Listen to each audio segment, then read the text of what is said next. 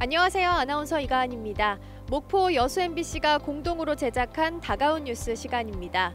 오늘은 친환경 해상 운송 시대가 열린다는 소식과 겨울잠에서 깬 두꺼비의 로드킬 소식 등을 준비했습니다. 함께 보시죠.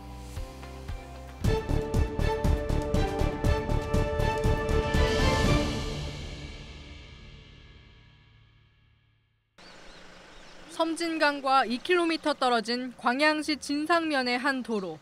도로 곳곳에 하얀 반점들이 찍혀 있습니다. 두꺼비들이 로드킬을 당한 지점을 표시한 흔적입니다.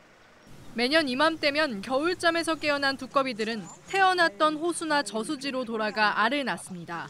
하지만 이곳에서는 도로가 저수지를 가로막고 있다 보니 매년 수백 마리의 두꺼비들이 도로를 건너다 차에 치여 목숨을 잃고 있습니다.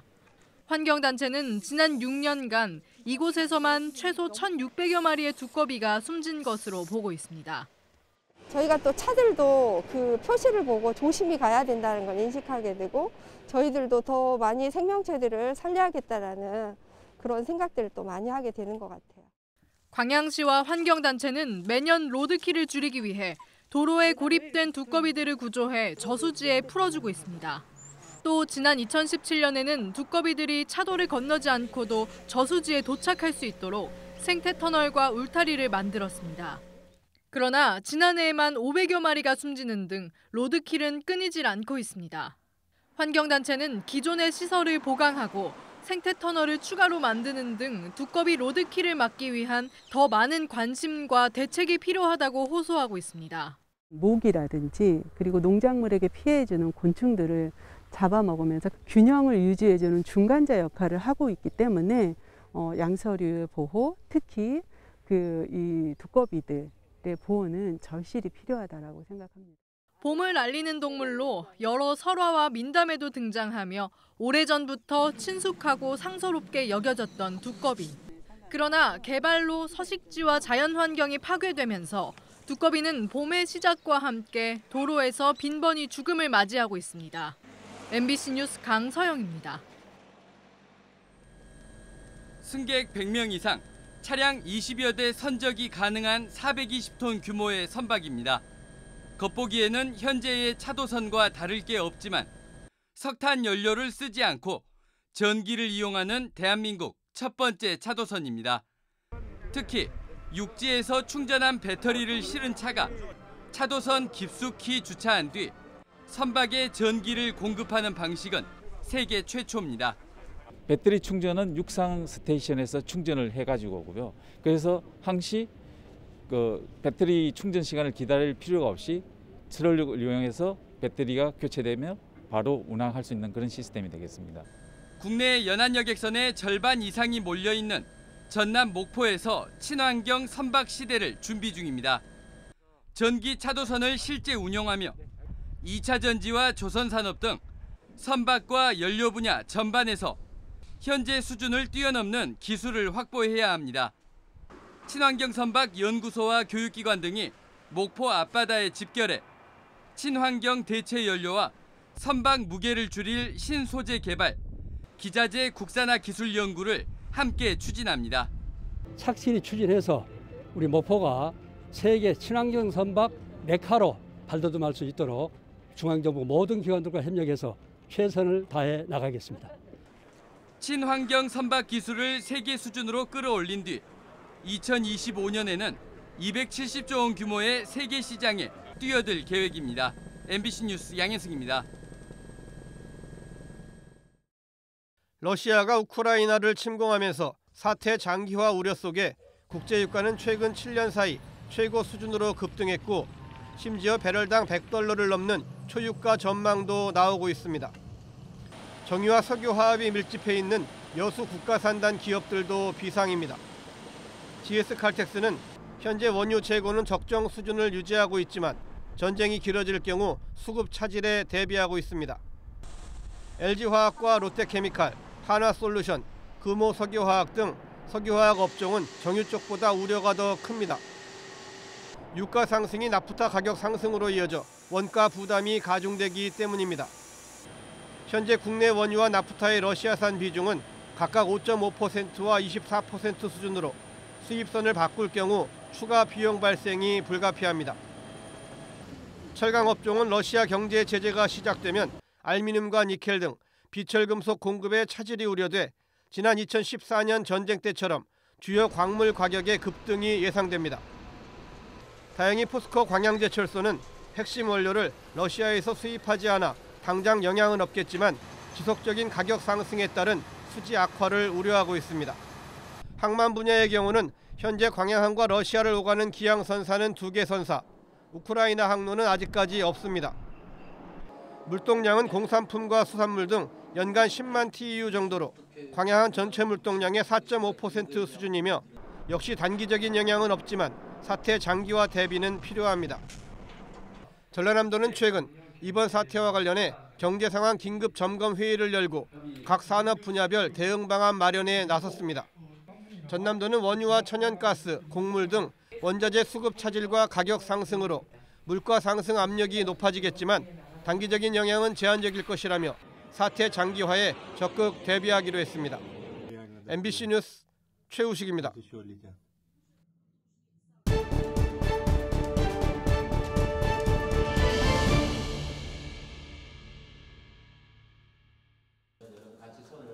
지난 25일 광양 지역 17개 시민사회단체는 광양 지역 상생협력협의회를 구성했습니다. 포스코를 향한 지역 내 다양한 여론을 하나로 모아 해결 방안을 찾아가기 위한 구심점이 만들어진 겁니다.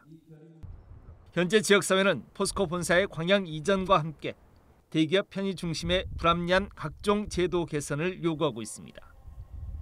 광양제철소의 대부분 자재, 설비 등 계약과 입찰이 포항 소재 본사에서 이루어지면서 불합리한 계약과 입찰 제도에 대한 개선의 목소리가 높아지고 있는 겁니다. 또 올해부터 서울 소재 별도 법인인 포스코 터미널로 화물 운송 계약이 넘어가 버린 지역의 운송업계에서도 옥상옥의 계약 제도에 대한 볼멘 소리가 터져나오고 있습니다.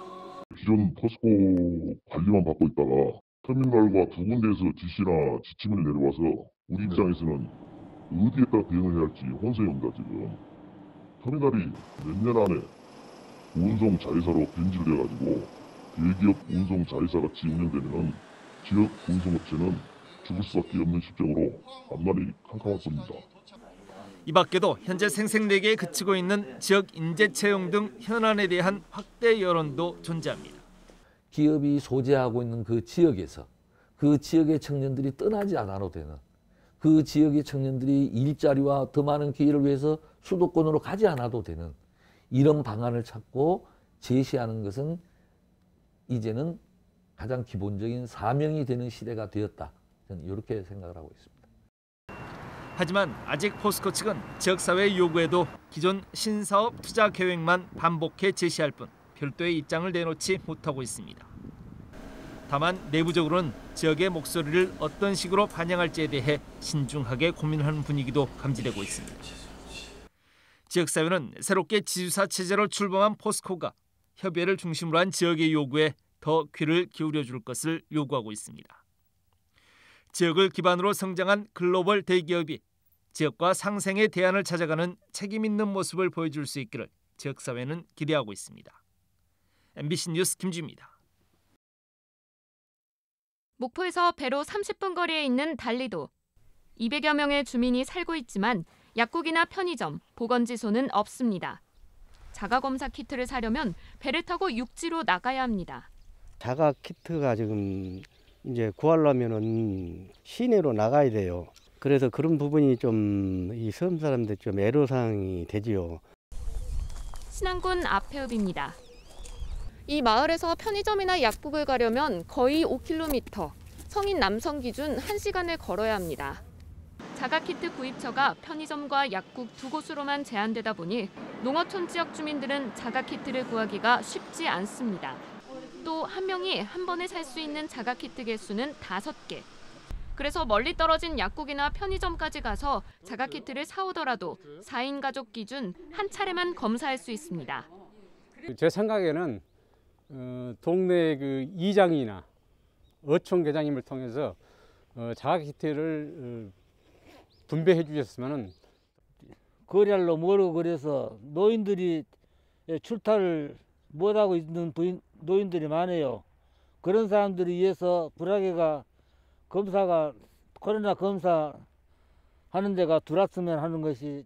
자가키트 구입 문제에서 보듯 코로나19 방역 정책이 도시 중심으로만 세워진 것은 아닌지 지금이라도 정부의 고민이 필요해 보입니다. MBC 뉴스 양정은입니다. 양파즙 등 각종 건강식품을 생산하는 농산물 가공업체입니다. 전남도가 운영하는 온라인 쇼핑몰 남도장터에 입점한 뒤 매출이 크게 늘었습니다. 특히 수도권 등지 주문이 늘면서 안정적인 판로를 확보했습니다. 앞으로도 이 남도장터몰이나 또 홈쇼핑과 연계를 해서 지속적인 관계를 유지하도록 노력하고 있습니다. 남도장터가 문을 연 것은 지난 2019년. 첫 해 500여 개에 불과했던 입점 업체 수가 지금은 1,600여 개로 늘었습니다. 판매 상품도 5천여 개에서 2만 6천여 개로 5배가량 급증했고 회원 수는 30만 명을 넘어섰습니다. 지난해 매출은 500억 원을 돌파해 해마다 가파른 신장세를 보였습니다. 농축산물 위주였던 판매 상품은 공산품과 농어촌 체험 관광 상품에까지 확대됐습니다. 남도장터가 전문 온라인 쇼핑몰로 자리 잡기 위해 전국에서 처음 법인화를 준비하고 있습니다. 법인 설립을 위한 타당성 검토를 하고 있으며 빠르면 올 하반기에 정식 출범시킬 예정입니다. 전문성과 사용의 편리성을 강화하면서 급변하는 유통시장에 신속하게 대응하는 그런 체계를 구축해서 내실화를 기하고자 합니다. 또 소비자에게 농산물을 정기적으로 배송하는 구독 경제와 해외 수출을 올해 신규 사업으로 추진하기로 했습니다.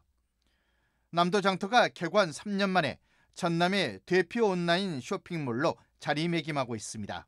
MBC 뉴스 문현철입니다.